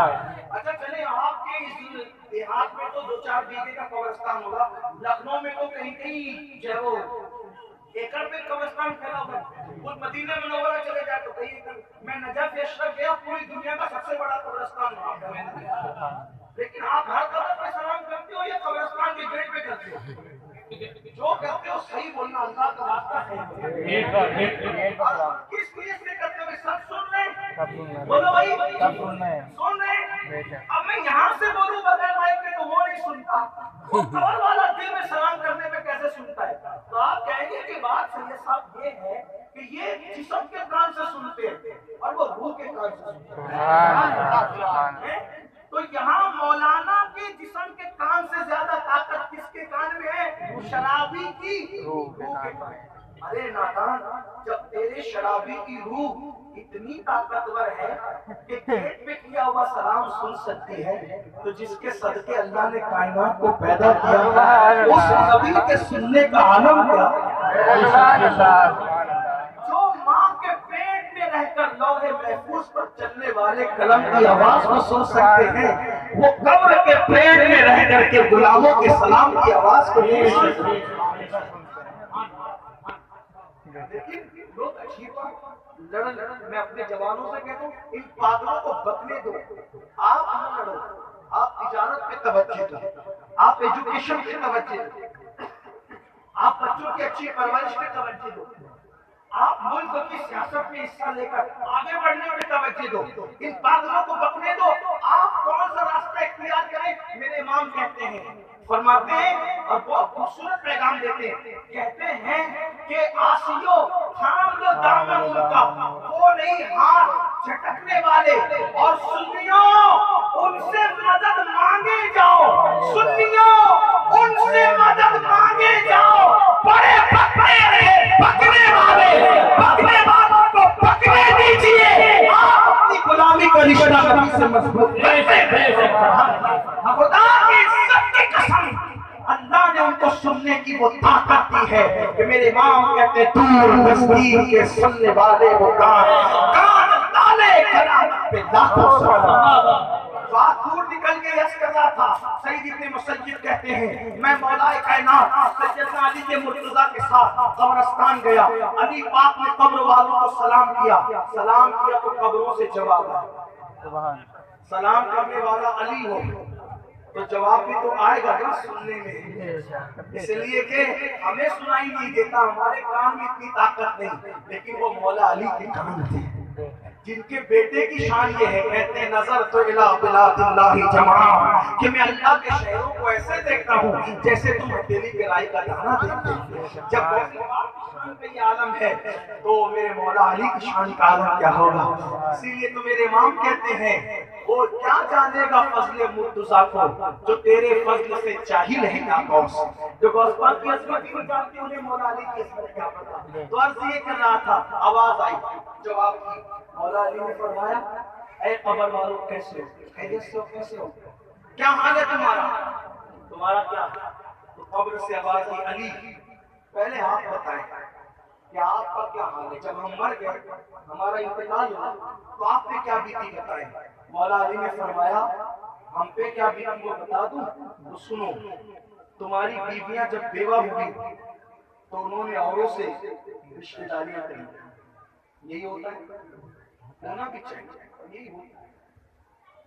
اگر جوانی میں کوئی عورت بیوہ ہو جائے اور اس کو شادی کی حاجت ہو تو اس کا دوسرا نکاح کرنا یہ کوئی عیب کی بات نہیں ہے. کچھ عورتیں اس کو عیب کی بات, اس کا شوہر مر گیا تو اس نے دوسرا کر لیا. ارے دوسرا کرنا اگر عیب ہوتا یا دوسرا کرنا شرافت کے خلاف ہوتا تو کائنات کی وہ شریف خاتون جسے ماں خدیجۃ الکبریٰ کہتے ہیں, 2 مرتبہ بیوہ ہونے کے بعد تیسری مرتبہ مصطفیٰ جان رحمت سے نکاح. ضرورت ہے جوان عورت کو کر لینا چاہیے. کچھ لوگ کہتے ہیں نہیں ہمارے خاندان میں نہیں ہوتا, یہ شرافت کے خلاف ہے. میں کہتا ہوں کون سی شرافت لائے ہو؟ کیا ماں خدیجہ سے بھی زیادہ کوئی شریف ہو سکتا ہے؟ اور کوئی مجھ سے پوچھے کہ خدیجہ ہے کون, میں نے کہا خدیجہ کی عظمت کوئی بیان ہی نہیں کر سکتا, نہ کوئی خطیب, نہ کوئی محدث, نہ کوئی مفتی, نہ کوئی نفر. کیوں نہیں بیان کر سکتا؟ میں نے کہا سن, کیوں نہیں بیان کر سکتا؟ ماں خدیجہ کی شان سن. نمبر 1, ان کے لیے عرش سے سلام آتا ہے. نمبر 2, سب سے پہلے اپنا مال جس نے رسول اللہ کے قدموں میں رکھا وہ سیدہ خدیجہ ہے. نمبر 3, حضور کی جتنی اولادیں پیدا ہوئی وہ سب سیدہ خدیجہ سے, سوائے ایک جناب ابراہیم کے جو حضرت ماریہ سے.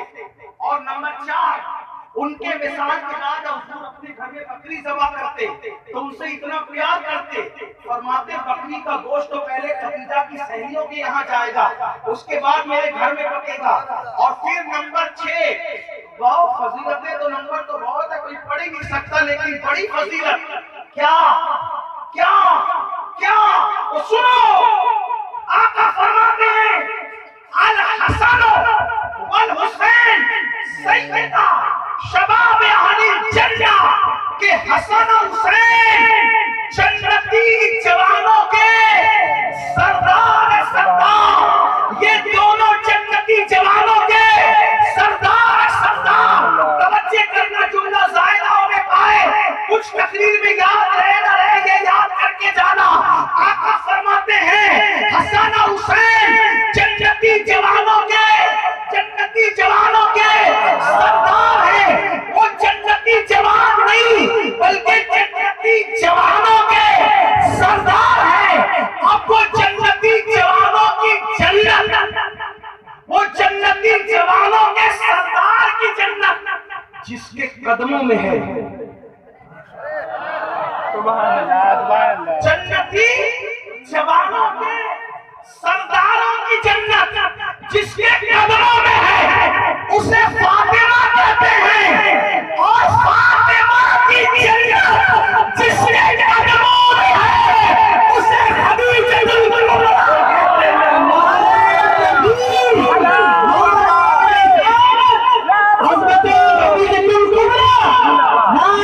کہتے ہیں. اہل علم سے گھر جا کے سوچنا خدیجہ کیا ہے, گھر جا کے سوچنا خدیجہ کیا ہے. فاطمہ الزہرا کی جنت, فاطمہ جس کے بارے میں آتا ہے فاطمہ تو بدعۃ منی, فاطمہ میرے جگر کا ٹکڑا ہے. آپ کہتے ہیں یہ ایسے کہتے ہیں کہ سیدہ فاطمہ کی جنت ان کے قدموں کا حضور ہے. الجنت تحت اقدام امہاتکم, کہ جنت تمہارے ماؤں کے قدموں کے نیچے ہے.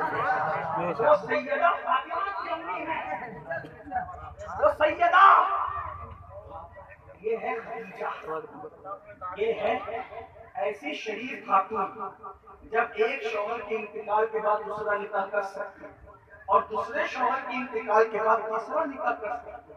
تو آج ہے ان سے کوئی شریف خاتون, کوئی ان کی جوتی کے لائق نہیں ہے. کون سی شرافت ہے؟ اس لیے اگر جوان عورت بیوہ ہو جائے اور اس کو ضرورت ہو تو بلا جھجک شادی کی جائے, نکاح اس کو رواج دیا جائے. اس لیے کہ جوان عورت گھر میں ہوگی بغیر شادی کے ہزاروں فتنوں کے دروازے کھلے ہیں۔ اس لیے میری گزارش ہے ایسا کریں، اور نوجوانوں سے کہتا ہوں اس سنت کو بھی تو زندہ کریں کہ میرے آقا نے 2 مرتبہ بیوہ ہونے والی خدیجۃ الکبریٰ کو سہاگن بنایا۔ یہ بھی تو میرے آقا کی سنت ہے۔ آج کل تو لوگ اس پہ توجہ ہی نہیں کرتے۔ تو بہرحال میں عرض یہ کر رہا تھا، مولا کائنات نے کیا فرمایا؟ مولا علی فرماتے ہیں اے قبر والو، اے قبر والو، جب تم ہم سے جدا ہو گئے مر کے تو تمہاری بیواؤں نے دوسروں سے رشتے داریاں کر لی، تمہاری بیواؤں نے دوسروں سے رشتے داریاں کر لی، اور پھر فرمایا تمہارے گھروں میں تمہارے دشمن آباد ہو گئے، تمہارا کمایا ہوا مال تمہارے بچے استعمال کر رہے ہیں، تمہارا کمایا ہوا مال لوگ اس پہ عیش کر رہے ہیں، حساب تم نے دینا ہے۔ فرمایا اس سے زیادہ میں کیا بتاؤں؟ پھر فرمایا قبر والو اب تم بتاؤ مرنے کے بعد تمہارا کیا حال ہوا؟ تو ایک قبر سے آواز آئی اے میرے مولا، اے علی پاک، بات یہ ہے جب ہم مر کر قبر میں آئے تو اس قبر میں ہمارا حال یہ ہے کہ سب سے پہلے ہمارے بال جھڑ گئے، سر کے بال، بھووں کے بال، پلک کے بال سب جھڑ گئے۔ یہ ہماری قبر کا حال کون بتا رہے؟ مردے مولا علی کو بتا رہے یہ سب جھڑ گئے، یہ سب جھڑ گئے بال، بالوں پہ کتنے اتراتے تھے، ادھر سے نکلے تو بال، ادھر سے نکلے تو یہ اترانا تھا بال۔ میں کرتا ہوں، کوئی منع نہیں کرتا، میں بال رکھو، اچھے سے رکھو، اچھے رہو، بن سمر کے رہو۔ میں تو نوجوانوں کو کہتا ہوں کہ جم کرو، جسم مضبوط بناؤ۔ میں تو ہتھیانوں سے خیال کرتی ہوں، لیکن اتنا کہتا ہوں 1 گھنٹہ جم جاتے ہو جسم بنانے کے لیے، 10 منٹ مسجد میں آ جایا کرو جسم بچانے کے لیے۔ جم جاؤ گے جسم بنے گا، مسجد میں آؤ گے قبر میں جسم محفوظ ہے۔ بنانے کی فکر ہے تو بچانے کی فکر ہے۔ میں جم کے لیے منع نہیں، میں تو یہ کہتا ہوں ہر محلے میں جم ہونی چاہیے، ہر جوان کو کرنا چاہیے۔ ہاں یہ میں وہ آدمی نہیں کہ 40 سال کی عمر میں کرسی پہ بیٹھ کے نماز پڑھتا، اتنے مضبوط بنو، طاقتور بنو کہ اللہ تمہیں 80 سال کی عمر دے تو 80 سال کی عمر میں بھی تم کھڑے ہو کے نماز پڑھ سکتے۔ اور یہ کب ہوگا؟ یہ کثرت سے ہوگا، محنت سے ہوگا۔ لیکن صرف جسم بنانے کی فکر نہ کرو، جسم بچانے کی بھی فکر۔ طاقت اگر جسم میں نہیں ہو تو نہ کھڑے ہو کے نماز پڑھ سکتا کوئی، نہ کھڑے ہو کے تقریر کر سکتا کوئی، نہ کھڑے ہو کے بات کر سکتا کوئی ہے۔ اور ہمارا مذہب تو طاقت والوں کا ہے۔ لوگ 60 سال کی عمر میں ہاتھ میں ڈنڈا لے کر کے کپانے لگتے ہیں۔ غریب نواز کی پہلی شادی جو ہوئی ہے تو بعض روایات کے مطابق 60 سال میں ہوئی، بعض روایات کے مطابق 70 سال میں، اور اللہ نے ان کو 5 بچے عطا فرمائے۔ آج ہے کوئی 60-70 سال کا ایسا انسان جس کی اتنی قوت ہو کہ وہ شادی کر سکے؟ بیچارہ یہ سوچے کبھی تو سماج بائیکاٹ کر دے گا، لیکن یہ تو سرکار غریب نواز ہے۔ اس عمر میں بھی طاقت کی تھی۔ حضرت سلمان فارسی نے جو آخری جنگ لڑی ہے وہ 200 سال کچھ عمر میں لڑی ہے۔ سبحان اللہ۔ بعض کو کہتے ہیں سلمان فارسی کی عمر 300 سال کی ہوئی، 200 سال کی عمر کے بعد جنگ لڑی۔ حضرت عمار بن یاسر نے جو زندگی کی آخری جنگ لڑی وہ 90 سال کے بعد۔ یہ ہے ان کی طاقتوں کا عالم۔ اور یہاں کیا حال ہے؟ 40 سال کی عمر میں ہم لٹکتے ہیں، کیوں؟ کثرت نہیں کرتے۔ اور یہ بھی آپ کو بتا دوں دنیا میں کوئی ایسی ورزش نہیں جو نماز کا مقابلہ کر سکے۔ اگر صحیح طور پہ برابر پڑھو گے نا، فجر کی برابر 4 پڑھو، ظہر کی برابر 12 پڑھو، عصر کی برابر 8 پڑھو، مغرب کی برابر 7 پڑھو، اسی طریقے سے عشاء کی 17 پڑھو، اگر پوری نکلتے پڑھو گے انشاءاللہ جسم اتنا مضبوط ہوگا کہ نہ کبھی گھٹنے کا مرض ہوگا، نہ کبھی کمر کا مرض ہوگا۔ لیکن ہم سب کرنا چاہتے ہیں، اللہ رسول کے بتائے بات نہیں، اللہ رسول نے پہلے بتایا، ڈاکٹر بعد میں بتا رہے ہیں۔ فرق یہ ہے اللہ رسول بتائے تو عمل نہیں کرتے، ڈاکٹر کہے تو عمل کرتے ہیں۔ دیکھو آج ساری دنیا کے لوگ کیا کہتے ہیں؟ موٹاپا کم کرنا ہے صبح پیدل چلو، بلڈ پریشر کنٹرول کرنا ہے صبح پیدل چلو، شوگر کنٹرول کرنا ہے صبح پیدل چلو، بیماری سے بچنا ہے صبح پیدل چلو۔ سارے مذہب کے لوگ صبح پیدل چل رہے ہیں۔ مسلمان رات کے 3 بجے تک آوارگی کرتا ہے اور 12 بجے تک سوتا پڑا رہتا ہے۔ آپ سے میں پوچھتا ہوں یہ صبح پیدل لوگ ہاتھ چلا رہے ہیں میرے نبی نے 1450 سال پہلے فرمایا تھا جو فجر کی نماز کے لیے پیدل چل کر مسجد میں جائے گا اللہ قیامت کے دن اس کو عرش کا سایہ عطا فرمائے گا۔ حضور نے تو فجر میں پہلے ہی پیدل چلنے کی بات کی۔ اور ایک بات اور بتاؤں، میں نے ایک دن غور کیا یہ کہ صبح کو ہی سب پیدل کیوں چلا رہے، حضور بھی صبح کو پیدل چلا رہے، کیوں؟ آخر صبح میں کیا تاثیر ہے؟ تو میرے دماغ میں ایک بات آئی کیونکہ صبح صبح حضور کی میلاد ہوئی تھی، تو صبح جو برکتیں اترتی ہے میلاد مصطفیٰ کے ٹائم، اس وقت تو ایسے کوئی برکت نازل نہیں ہوتی اور ٹائم میں۔ اسی کو میرے امام کہتے ہیں جس سہانی گھڑی چمکا طیبہ کا چاند اس دل افروز صحت پہ لاکھوں۔ صبح کا ٹائم حضور کی ولادت کا ٹائم ہے، بڑا برکتی ٹائم ہے۔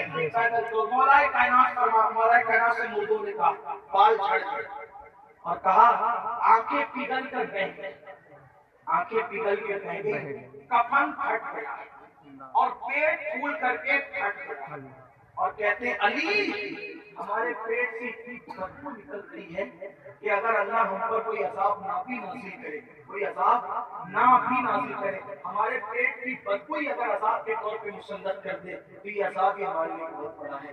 یہ ہے قبر، یہ مختصر داستان ہے، اس سے اور بھی آگے کی باتیں ہیں، لیکن بس اتنا ہی کہ مسلمانوں قبر کی تیاری کرو، آخرت کی تیاری کرو، اور اس کے لیے سب سے بہترین چیز ہے توبہ۔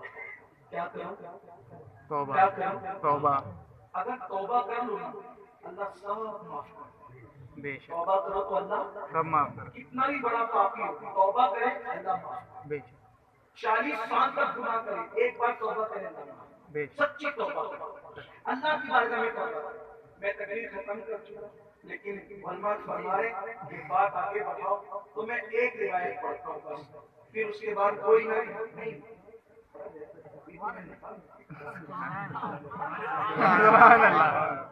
میں کھڑا رہ سکتا ہوں لیکن میری ایک عادت ہے اس سے پہلے کہ لوگ تھک جائیں مجھے اپنی بات ختم کرنی چاہیے۔ کیوں؟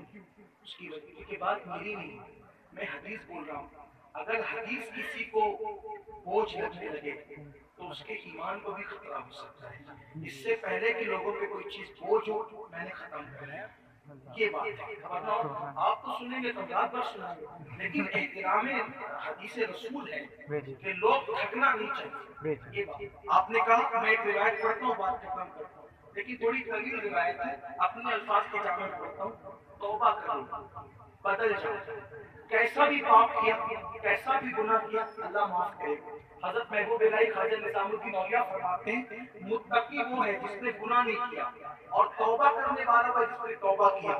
تو متقی اور تائب دونوں کے نام اعمال برابر ہوتے ہیں کہ متقی کے نام اعمال میں گناہ نہیں ہوتا کیونکہ اس نے گناہ کیا ہی نہیں، اور توبہ کرنے والے کے نام اعمال میں بھی گناہ نہیں ہوتا کیونکہ اس نے توبہ کر لیا تو اللہ اس کے سارے گناہوں کو مٹا دیتا ہے۔ اس لیے نماز چھوڑی توبہ کرو، چوری ہو گئی کسی سے توبہ کرو، کسی عورت پر غلط نظر ڈالی توبہ کرو۔ اور توبہ کیا؟ توبہ کان کھینچنے کا نام ہے، توبہ گال پیٹنے کا نام ہے، توبہ استغفار صرف پڑھنے کا نام ہے۔ توبہ یہ ہے کہ اپنے اللہ سے وعدہ کرو کہ اللہ آج سے پہلے میں نے جو کیا تھا اب آج کے بعد نہیں کروں گا، پھر اس راستے پہ مت جانا، اسی کا نام توبہ ہے۔ اور جو ایسے توبہ کرے، ایسے توبہ کرنے والے کو اللہ اپنا ولی بنا لیتا ہے۔ چنانچہ اس سلسلے میں ایک حدیث پاک سن لے، بہت خوبصورت حدیث ہے، مجھے بہت پسند ہے یہ روایت۔ اگر مجھے لوگوں کی کا خیال نہ ہوتا تو میں ہر تقریر میں اس کو بیان کرتا، لیکن بہرحال لوگوں کا خیال ہوتا اس لیے الگ الگ باتیں بیان کرنی پڑتی ہیں، لیکن یہ بہت امید افزا حدیث ہے۔ حدیث کیا ہے؟ اس کے الفاظ کو میں اپنے الفاظ کے جامع میں اس کے خلاصے کو پیش کرنا چاہتا ہوں۔ روایت میں آتا ہے اس حدیث کے راوی حضرت سیدنا عبداللہ ابن عمر رضی اللہ تعالیٰ عنہ ہے، اور حدیث کون بیان کر رہا ہے؟ عمر ابن خطاب بیان کر رہے ہیں۔ اور کیا روایت ہے سنیے، روایت یہ ہے کہ ایک مرتبہ فاروق اعظم اللہ کے رسول علیہ السلام کے گھر کی طرف پڑے، حضور کی بارگاہ کی طرف پڑے، آقا کے گھر کے پاس فاروق اعظم آئے تو فاروق اعظم نے دیکھا ایک بندہ حضور کی چوکھٹ پہ پڑا ہوا ہے، حضور کے گھر کے باہر حضور کی چوکھٹ پہ پڑا ہوا ہے اور اپنے سر پہ کھاد ڈال رہا ہے اور وہ رو رہا ہے. فاروق اعظم نے کہا کیوں رو رہا ہے اے جوان تو کیوں رو رہا ہے؟ اس جوان نے کہا اے عمر مجھ پہ ایک احسان کرو، حضور سے مجھے ملا دو اور حضور سے میری بات کرا دو. آقا کی بارگاہ میں گئے، حالانکہ وہاں ایسی ضرورت پیش نہیں آتی تھی، کوئی بھی حضور سے آ کے مل سکتا تھا. مدینہ منورہ کے چھوٹے چھوٹے بچے بھی حضور سے مل سکتے تھے، پاگل بھی آ کے ملتے تھے، جانور بھی حضور سے آ کر کے ملتے تھے. حضور کا دربار سب کے لیے کھلا رہتا تھا. تو لیکن اس نے کہا کہ میری ملاقات کرا دی. فاروق اعظم آقا کی بارگاہ میں گئے، یا رسول اللہ ایک جوان ہے اور رو رہا ہے، اپنے سر پہ کھاد ڈال رہا ہے، آقا ملنا چاہتا ہے، حضور آپ ملیں گے؟ سرکار نے کہا بلاؤ اس کو. وہ روتے ہوئے آیا، آقا میرے لیے دعا کرتے ہیں کہ اللہ مجھے معاف کر دے، اللہ میری مغفرت کر دے. سرکار نے فرمایا کہ کیا کیا تم نے؟ حضور میں نے ایسا گناہ کر لیا کہ میری ہمت نہیں ہو رہی آپ کو بتانے کی، میں آپ کو نہیں بتا سکتا، آقا مجھ سے ایسا گناہ ہو گیا. سرکار نے بولا بتا اللہ کے بندے کہ تو نے کیا گناہ کیا، کون سا گناہ کیا؟ وہ کہتا ہے حضور مجھے نہیں ہمت ہے کہ میں بیان کروں، میرا گناہ بہت بڑا ہے. تو میرے کریم آقا نے فرمایا کیا تیرا گناہ زمین کے ریگزاروں سے بڑا ہے؟ اس نے عرض کی ہاں آقا میرا گناہ زمین سے بڑا ہے. پھر فرمایا کیا تیرا گناہ سمندر کی جھاگ سے اور آسمانوں سے بھی بڑا ہے؟ اس نے عرض کی ہاں آقا میرا گناہ سمندر کے جھاگ اور آسمانوں سے بھی بڑا ہے. پھر میرے آقا نے فرمایا کہ کیا تیرا گناہ اللہ کی رحمت سے بھی بڑا ہے؟ تو اس نے سر جھکا کے کہا نہیں، اللہ کی رحمت سے بڑا میرا گناہ نہیں ہو سکتا، کبھی نہیں ہو سکتا. اللہ کی رحمت بڑی ہے، میرا گناہ بڑا نہیں. یہاں میں ایک بات آپ سے بھی کہتا ہوں، مسلمانوں کتنے بھی گنہگار ہو لیکن میرے اللہ کی رحمت سے کبھی مایوس مت ہونا. یاد رکھنا کبھی مایوس مت ہونا. اگر تم پہ مصیبت بھی آئے نا ہمت مت ہارنا، مصیبت بڑی نہیں ہے، اللہ بڑا ہے. کوئی گناہ بڑا نہیں ہے، اللہ بڑا ہے، اللہ کی رحمت بڑی ہے. کبھی اور پھر اللہ اپنے بندوں سے 70 ماؤں سے زیادہ پیار کرتا ہے. لیکن اے بندے تو نے سب سے دوستی کی نا، میرے اللہ کے آگے کبھی نہیں آیا. میرا اللہ کیسا ہے جانتے ہو؟ حدیث پاک میں آتا ہے جب رات کا آخری حصہ آتا ہے تو اللہ پکار کے کہتا ہے اے رات کے پاپیوں صبح ہونے سے پہلے پہلے توبہ کر لو تاکہ میں تمہیں معاف کر دوں. اور جب شام ہوتی ہے تو سورج غروب ہوتے وقت کہتا ہے اے دل کے پاپیوں رات ہونے سے پہلے پہلے معافی مانگو تاکہ میں تمہیں معاف کر دوں. لوگ کہتے ہیں نا شب برات میں اللہ پہلے آسمان پہ تجلی فرماتا ہے اور کہتا ہے مجھ سے مانگو کیا مانگتے ہو. میرے عزیز شب برات ہر رات کے آخری حصے میں اللہ پہلے آسمان پہ تجلی کرتا ہے جیسا کہ اس کی شان ہے اور کہتا ہے میرے بندے مانگ کیا مانگتے ہیں؟ مغفرت چاہتے ہیں مانگ، دولت چاہتے ہیں مانگ، عزت چاہتے ہیں مانگ، اولاد چاہتے ہیں مانگ، کیا چاہیے تجھے مانگ لو. کب مگر رات کے آخری حصے میں جب ہم گیم کھیل کے سو گئے ہوتے ہیں، جب ہم فلم دیکھ کے سو گئے ہوتے ہیں، ہاں سب کو ٹائم دے کر سو گئے ہوتے ہیں، رب کو نہیں دیتے. شب برات میں فرق کیا ہے؟ ہر رات میں رات کے آخری پہر میں صدا لگاتا ہے اور شب برات میں سورج غروب ہونے سے یہ صدا شروع ہو جاتا ہے. یہ فرق ہے بس.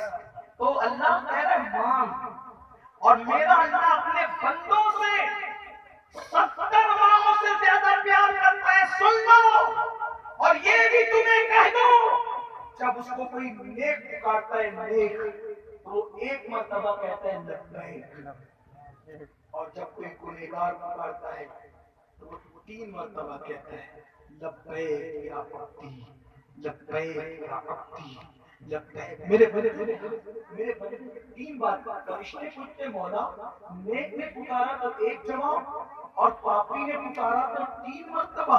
تو رحمت کہتی ہے میرے فرشتوں نیک پکارتے ہیں تو ان کو کہیں نہ کہیں اپنی نیکیوں پر اعتماد ہوتا ہے، لیکن جب پاپی پکارتے ہیں تو ان کو صرف مجھ پر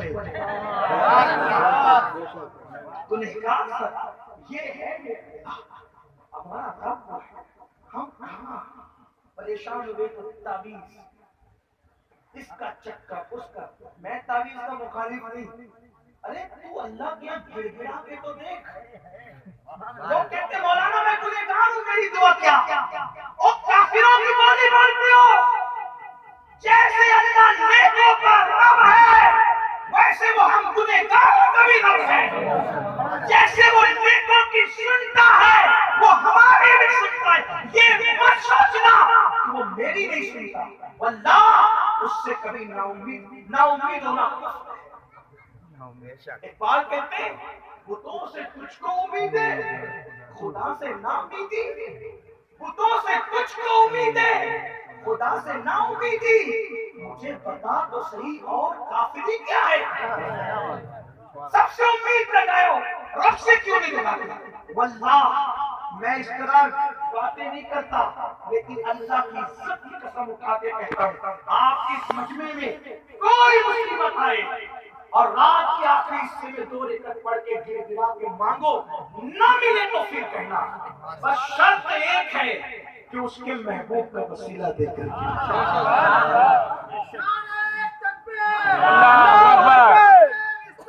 یا رسول اللہ زندہ باد. میرے کچھ دوست مجھ سے کہتے ہیں کہ حضرت آپ دعا کریں. ہم تو کیا دعا؟ میں نے کہا دعا کے لیے نیک ہونا ضروری نہیں. میرے اوپر کی توجہ چاہیے. دعا کے لیے نیک ہونا ضروری نہیں ہے. دعا کے لیے اللہ پہ یقین ہونا ضروری ہے. جو دعا یقین سے مانگی جائے وہ دعا قبول. آپ مانگو. یہ یہودیزم تھوڑی ہے کہ جب تک پوپ کے پاس نہیں جاؤ گے کام نہیں بنے گا. یہ عیسائیزم تھوڑی ہے کہ جب تک راہب کے پاس نہیں جاؤ گے کام نہیں بنے گا. یہ ہندوازم تھوڑی ہے کہ جب تک پنڈت کا سہارا نہیں لو گے کام نہیں بنے گا. ارے یہ اسلام ہے اسلام. تو جہاں بیٹھ کر نبی کا وسیلہ دے کر پکار تیرا خدا تجھ سے دور نہیں ہے. نحن اقرب الیہ من حبل الورید. تیرا اللہ تیری شہادت سے زیادہ قریب ہے.